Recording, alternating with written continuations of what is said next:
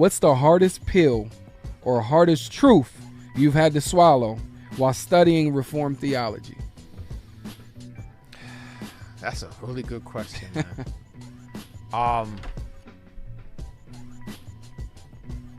would say the hardest one for me was that actually it was that I couldn't lose my salvation. I grew up believing that. You know what I'm saying? Mm-hmm. So for me, that was hard. Not because of a theological thing, but because it went against everything I believed growing up. Right. I didn't grow up in the church. I'll say growing up in the church when I came to Christ when I was 15 years old. So from 15 and on, my church culture, because when we ever heard, once saved, always saved, that's what we called it.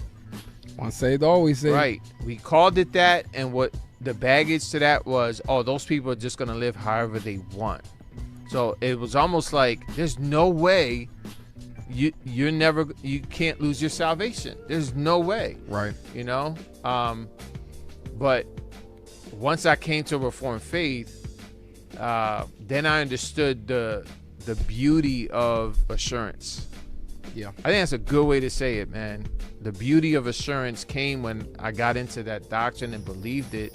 Sure. And I felt like a fight was won. God won the fight, quote unquote, of, like he won the war.